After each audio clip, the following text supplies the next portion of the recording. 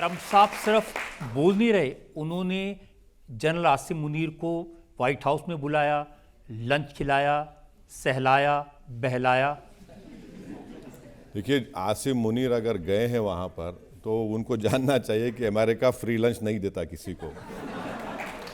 तो उनसे बराबर वो आसिम मुनीर से जिजिया वसूल करेगा, और जिजिया ये रहेगा कि जो ईरान का जो बॉर्डर है वहाँ पर वो कुछ ना कुछ करने वाले हैं, और दिख के आ जाएगा सामने।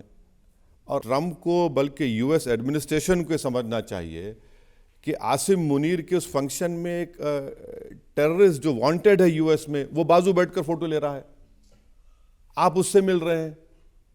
जो टेररिस्ट मारे गए थे उनकी नमाज जनाजा यूएस गवर्नमेंट ने उसको टेररिस्ट घोषित किया, वो नमाज जनाजा पढ़ा रहा है, पाकिस्तान की आर्मी खड़ी हुई है, ट्रंप उससे मिल रहे हैं। तो ये तो ट्रंप को सोचना चाहिए कि अगर आप कॉम्प्रोमाइज़ हो जाएंगे या इस तरह की चीज़ों को आप जियोपॉलिटिक्स की नज़र से देखते रहेंगे, तो फिर टेररिज्म की जो लड़ाई सारी दुनिया को लड़ना है, और ख़ास तौर से हम तो विक्टिम रहे हैं, तो फिर ये लड़ाई कमज़ोर पड़ जाएगी। देखिए, जिस समय ऑपरेशन सिंदूर ख़त्म हुआ, ये सीज़ फायर हुआ, उसके बाद पाकिस्तान के प्राइम मिनिस्टर हैं, उन्होंने स्पीच दी थी, उन्होंने सबका शुक्रिया अदा किया। उन्होंने पापा ट्रंप का, चाचा चीन का, मामा टर्की का, सबको बहुत बहुत शुक्रिया कहा। अब पाकिस्तान इतना आइसोलेटेड है कि उनको लामहला चीन से 80% वो आर्म्स ख़रीदते हैं, और चाइना पाकिस्तान इकोनॉमिक कॉरिडोर, उनका जो गवादार पोर्ट है, वो सब चीन एक नया ईस्ट इंडिया कंपनी बन चुका है पाकिस्तान के लिए। मगर चीन में जो जिनजियांग का इलाका है, जहाँ पर आज भी मुसलमानों पर बड़ा जुल्म हो रहा है, पाकिस्तान का कोई प्राइम मिनिस्टर पिछले 7-8 साल में एक लफ्ज़ नहीं बोलता उसके बारे में। क्यों नहीं बोलते भाई? आप जब आप इस्लाम का नाम लेते हैं तो उस प्रोविंस में जो हमारे लेह लद्दाख से लगा हुआ इलाका है, वहाँ पर ईस्ट तुर्कमेस्तान जो उसको बोलते हैं, वहाँ पर कोई बोलता ही नहीं उस बात को। इसलिए नहीं बोलते क्योंकि इनको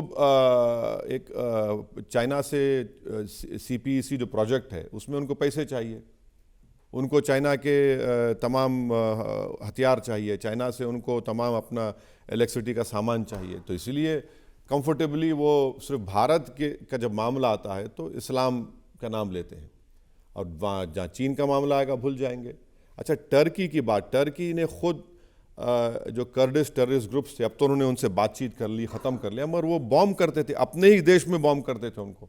आप बताइए, अपने देश में आप एयरफोर्स से उन ग्रुप्स पर बॉम्ब करते थे, फिर आपने सीरिया में उन ग्रुप्स पर बॉम्ब किया। तो ये एक अजीब एक कोलिशन बना हुआ है। मगर ये लोग ये नहीं समझ रहे हैं कि आप जिस पाकिस्तान को आप लोग सपोर्ट करने जा रहे हैं, वो पाकिस्तान टेररिज्म को कभी नहीं छोड़ेगा। उनका डीप स्टेट आर्मी हमेशा टेररिज्म को प्रमोट करता रहेगा, अमेरिका को बेवकूफ़ बनाते रहे, अमेरिका से सब चीज़ हासिल किए, और कई लोगों को पकड़ कर हवाले भी किए, गुआंटानामो बे पहुंचा दिए पैसे लेकर। मगर पाकिस्तान इन चीज़ों को बदलने वाला नहीं। देखिए, पाकिस्तान तो ये कहता है कि 30 साल तक हमने अमेरिका के कहने पर आतंकवाद का डर्टी जॉब किया अमेरिका के लिए, हम तो खुद विक्टिम हैं आतंकवाद के। जब आप खुद कह रहे हैं कि आप इस्तेमाल हुए, तो आप विक्टिम कहाँ हुए? आप विक्टिम कहाँ हैं? आपने उनके मौजूदा डिफेंस मिनिस्टर का बयान इस बात को साबित करता है कि आप हाईएस्ट बिडर के लिए अपने ईमान को बेचने के लिए तैयार थे, और आपने बेच दिया। जिन लोगों को आपने मारा वो क्या मुसलमान नहीं थे? जिन लोगों को आपने इजाज़त दी ड्रोन अटैक करने के लिए, चाहे कोई भी यूएस प्रेसिडेंट हो, तो आपके ट्राइबल इलाके थे पूरे जिसमें मुसलमान रहते थे। तो ये पाकिस्तान, देखिए, ये पाकिस्तान में एक ग्रुप है जो बस वही चलाता है, चाहे कोई हो जाए, और उसमें आर्मी का बहुत बड़ा रोल रहा है। पब्लिक में से और सवाल ले सकते हैं? सर, मेरा सवाल आपसे ये है, क्या आपको लगता है कि पाकिस्तान को अकल आ गई होगी, अब वो आतंकवादी हमले नहीं करेगा? नहीं, कभी नहीं आएगा खल। जब तक पाकिस्तान की आर्मी देश को कंट्रोल करते रहेगी, उनके देश को, और वहाँ पर टेररिस्ट ग्रुप्स को वो पनाह देते रहेंगे, ये नहीं सुधरने वाले हैं। देखिए वहाँ हम देखते हैं कि हाफिज सईद, मसूद अजहर, लखवी, ये सब लोग फिर से नज़र आने लगे हैं सड़कों पे, ये फिर तकरीरें करने लगे हैं। अब सुधारें तो सुधारें कैसे, इनको कैसे ठीक करें? नहीं, इनको तो पहले तो FATF की ग्रे लिस्ट में इनको दोबारा लाना पड़ेगा। फाइनेंशियल एक्शन टास्क फोर्स में जब आएंगे तो इनको जितने पैसे IMF से या दूसरे कंट्रीज से आ रहे हैं उस पर एक रेगुलेशन होगा, मॉनिटरिंग होगी। और दूसरी बात यह है कि जितना टेररिज्म के लिए पैसा जाता है वो सब इलीगल तरीके से, 2018 से 22 तक पाकिस्तान FATF में था, तभी जाकर मुंबई का जो 9/11 का वाक़या उस पर ट्रायल आगे बढ़ा। साजिद मीर नाम का एक शख्स था जिसको पाकिस्तान का मर गया, जब FATF में आया पाकिस्तान का नाम तो फौरन पाकिस्तान की ISI ने कह दिया कि वो जिंदा है। मैंने मरने वाले को जिंदा किया और फिर वहाँ कोर्ट्स ने उसको कुछ सज़ा दे दी।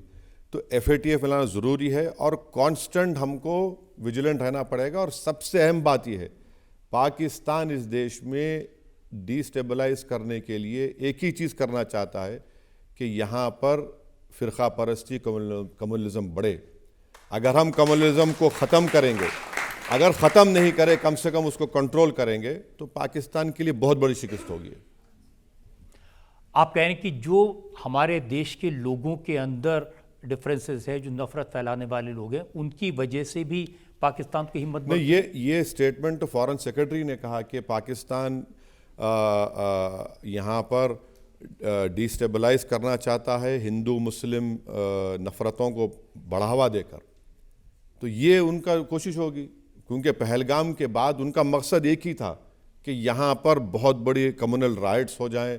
मैं देश की जनता को सलाम करता हूँ कि हाँ, थोड़े बहुत जगह पर वाक़यात हुए, मगर हमने पाकिस्तान को उनके उस गंदे प्लान में कामयाब होने से रोक दिया। और इसका क्रेडिट किसी गवर्नमेंट को नहीं आता, उसका क्रेडिट भारत की जनता को जाता है कि उन्हें समझ लिया इन चीज़ों को।